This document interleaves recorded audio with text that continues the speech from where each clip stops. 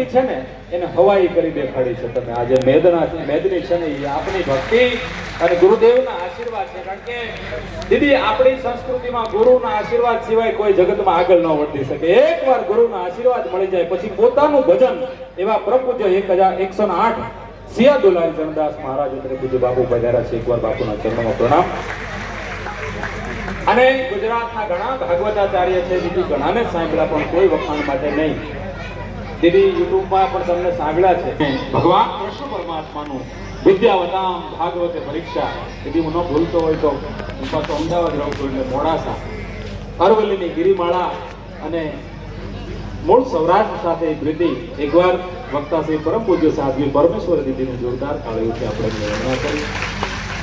કારણ કે ભાગવત છે ને અહીંયા બાપુ આપે ભાગવત નથી બેસાડી, અહીંયા 7 દિવસ માટે તમે કૃષ્ણને બેસાડી દીધો છે. અહીંયા જ્યાં ભાગવત હોય ત્યાં કૃષ્ણ હોય. ભગવાન કૃષ્ણ એવું બોલ્યો છે કે ભાગવત મારું હૃદય છે, ભાગવત મારું હાર્ટ છે. અને બાપુ આપ બેઠા છો એટલે નહીં દીદી, હું ઘણી વાર કહું કે તમે બધા કાન હરવા કરીને સાંભળજો. આ દેશમાં આપણી પાસે હથિયાર નહીં હોય તો આપણે વિદેશ પાસેથી ખરીદી લાવી શકશું. આ દેશ પાસે સાહેબ પેટ્રોલ ડીઝલ નહીં હોય તો વિદેશ પાસેથી દીદી લાવી શકશું. આ દેશ પાસે એમ કહેવાય રમકડા નહીં હોય તો વિદેશથી આયાત કરી શકશું. પણ મારા દેશમાં આવા સંતો આવા સાધુ પુરુષો તો નહીં હોય તો આપણે એને ક્યાંથી લાવીશું સાહેબ? જે આપણા ધર્મની જ્યોતને જીવતી રાખે, ભારતની ધર્મની જ્યોતને જીવતી રાખે એવા સંતો તમને વિશ્વમાં નહીં મળે. બાકી ઘણા છે કે લંડનમાં બહુ સારું, અમેરિકામાં બહુ સારું. અમે જાય છે, અમને ખબર પાણી જ નથી હવારમાં ઉડી શું કરું. ભારત ગમે એટલું કોઈ એમ કે ભારતમાં આ છે, ભારતમાં તે છે, પણ ભારતની અંદર મારો ભગવા ભેગધારી જે સાધુ છે એ આજે પણ સાહેબ રાઘવેન્દ્ર સરકારને આજે કાળિયા ઠાકર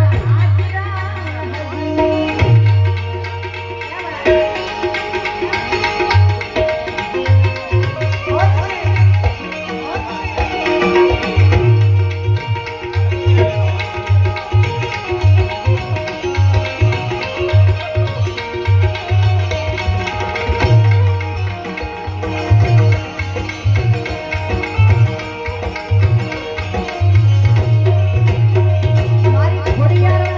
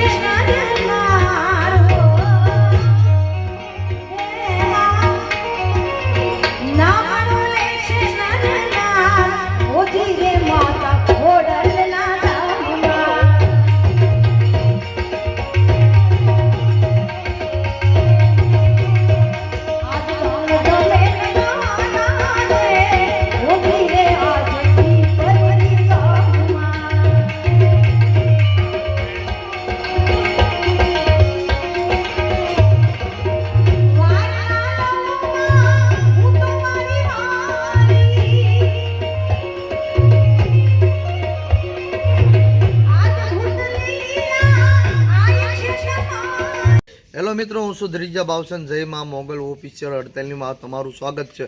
તો મિત્રો, મારી ચેનલને લાઈક કરો, શેર કરો અને સબસ્ક્રાઈબ કરવાનું ભૂલતા નહીં. જય રામાપીર.